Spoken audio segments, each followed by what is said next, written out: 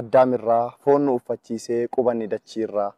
Uumamni waaqaatis dachii irra guutee sanyii fi bifa isaan addaan wal qooddatee inni kaan adiidhaa kaan immoo gurraachaa cimaan ni gulufaa dadhabaan tirachaa kaan cooma muratee bookasaa albaasaa gariinis beelawee akaawii ququmsaa dureessi ganamaan suufii isaa uffatee konkolaataa fiigsaa rakkataan akka koo boottii isaa kaawwatee harree lukaan tirsaa. Dureessi furdatee maallaqaan taphataa kaan olii gad fiiguun bullee barbaaddataa. Kaan viillaatti gala appaartaamaa yaabee gariin bakkee ciisa iddoo bulu dhabee. Konkona isaa tolchee babbareechee uumaa kaan funyaan bicatee furriifuu cinqama. Ajab hojii kan kee akkam jedheen ibsaa ati yaa uumaa koo hojiin kan kee dansaa. Hiika guddaa qabaa hojiin kee yaa uumaa biraan gahaa jechuuf hin ta'u gonkumaa. Arabaaf ajamaa gurraachaa fi adii hedduu nama dinqaa uumamni kee hundii. Ardiin qoqqoodamee Awurooppaaf Eeshiyaa. Nas Afrikaa goote jiituu Oromiyaa ajaa'iba uumamni kee faaya atumtinaaf tiksi armee Oromiyaa himamee hin dhumu baay'inni bineensaa lootuudhaa fi bofa leencaa fi qeereensaa kotte duudaa keessaas kanneen akka fardaa roobii fi karkarroo bineensa gurguddaa gosoota allaattii gugee farraagessa bosonuuf kuruphee kan nyaataman keessaa osoo leenfaan holqatti tuqaan boolla qotatti qurxummiin laga seenti waraabuun boolla seenti. Gariinis foon nyaatu kaan biqilaa sooratu akka eeyyama keetti dacheerra jiraatu uumamni kee faayaa yaa soorata qalbii nutis siin uumamne ulfaadhu yaa rabbi jedha walaloon koo uuma. Ayee galatume gaa'ee du'aa gochuun illee baay'ee barbaachisaadha. Kadhachuun namni akkuma amantaa isaatiitti rabbitti illee iyyataatuma as geenye dhugaadha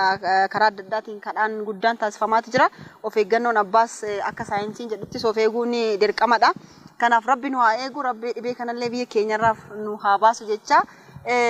abdiittiin darba godina Jimmaatti maaltu jira sochiiwwan akkamiitu jira maal hojjettanis kan jedhuun siin gaafadha.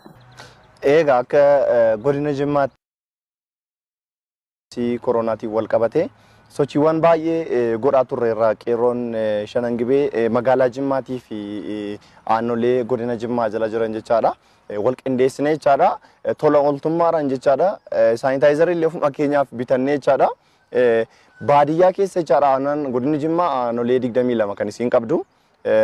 aanolee 15 ol an kan hin deeme jechaadha hiriyoonni koos keessa faffacaanii bakka illee konkolaataan seenee illee dhoqqeedhaan qabamu maal nama rakkisu keessa illee seennee jechaadha. Hawaasa keenyaaf hubannoo gadi buuneeti kan nuti qoodaa turre bakka ibsaan illee yeroo baay'ee ciccitu karaa TVtiin illee raadiyoodhaan illee dhagaanii dhibee kanarraa of eeguu hin dandeenye illee deemnee aanolee kanneen akka xiroo hafataa xiqqoo fageenya irratti argaman jechaadha deemnee barsiisaa turreerra jechaadha. Yeroo kana goone jechaadha hojii dhuunfaa isaanii dhiisanii jireenya mataa isaanii dhiisanii dadhabee osoo hin jedhin jechaadha. Agabuu keenya achi ollee jechaadha ijoolleen hiriyoonni koo jechaadha injiinar Tamkiin Shanaf Anwar Mahammad Siraaj Dimaamuun Nigaatuu jiru baay'een isaanii garuu sagantaa kana jechaadha dhibee kana hawaasa keenya barsiisuudhaaf gumaata olaanaa kan nuuf oolanii giddugalli fayyaa yuunivarsiitii Jimmaa irra deebi'ee ammallee galateeffachuun barbaada. Giddugala fayyaa yuunivarsiitii Jimmaa Dr. Ahmad Maccaa fi Dr. Abdul Samad Hussein gumaata guddaa kan oolan gama konkolaataa nu eeyyamuutiin ambulaansii fi konkolaachisaa nu eeyyamanii akka fedha keenyaatti aanolee barbaanne fudhannee deemnee aanolee barbaanneef sochii hubannoo uumuu gochaati kan turre. Gama mootummaatiinis sochiin godhamu jira amma qubsaa ta'uu baatullee sochiin godhamu jira hawaasi keenya gadi buunee hawaasa dhaabbannee fi jirru amma hawaasa jiraachaa bulchaa jirru jechaadha gadi buunee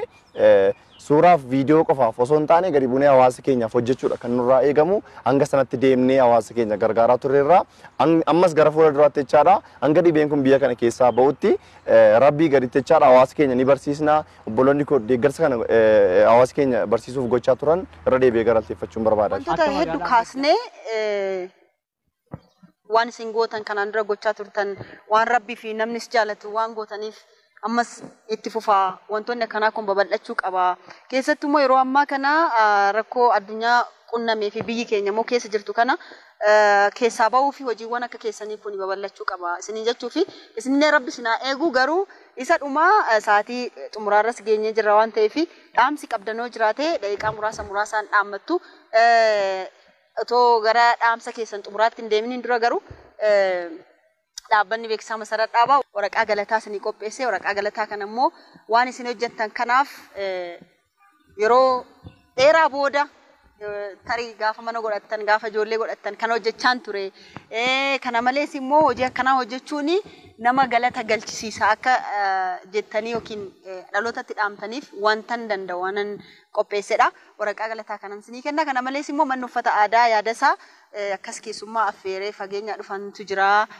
qeerroowwan sadiin qaba jennaan uffata aadaa wal fakkaatu isinii qopheessee jira isa yeroo tokko sinii kenneen dhaamsa keessan xumuraatti isin dabarsa kanaaf qeerroo Arafaat Abubakar Kadirii fi bakkuma jirtu sin kenna kun waraqaa galataati akkasumas immoo qeerroo rakkataa furaafis qopheessee jira egaan jiru yeroo biraa fudhata qeerroo Urgeessaa Daammanaa Kumsaaf kun waraqaa galataati akkasumas qeerroo Abdii Geetaachoo Abbabeef kun waraqaa galataati ulfaadhu gaa'ummanni uffata aadaa immoo akkuma isiniin jedhe manni uffata aadaa yaadasaa uffata wal fakkaataa isinii kenne hin marre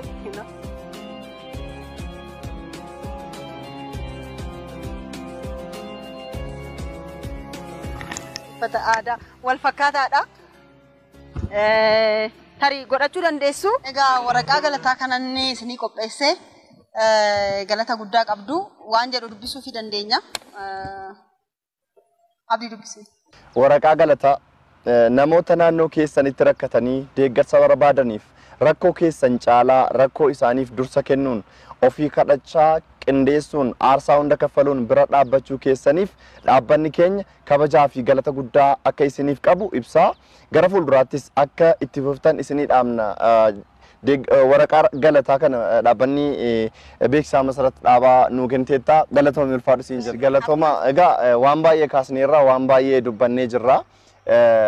dhumarratti wantan jechuu barbaadu galateeffachuudha kanan barbaadu waan baay'ee jalqabarratti kaasnee jirra duraan dursee egaa sagantaa kana itti yaaddanii qindeessitanii dhaabbanni Oromiyaa Miidiyaa Neetwork OMN ijaaf gurri uummataa sagantaa kana dhaabbata beeksisaa masarata dhaabaa woliin qopheessuu isaaniif isin galateeffachuun barbaada. Itti aansee obboloonni koo biyyoota garaagaraa ardii addunyaa kanarra teessanii deeggarsa garaagaraa gochaa turre anis innis bakka isaanis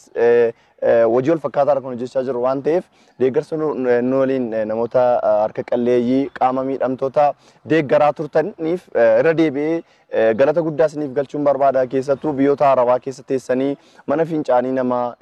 ifannaa namoota alagaa dandeessanii qabaatanii osoo hin taane of jijjiiruuf biyyaa baatanii akkasitti deeggarsa gochuu keessaniif darbee immoo yeroo dhibeen hammaate kana keessa hojii hiiktanii osoo jirtanillee deeggarsa kana gochuu keessaniif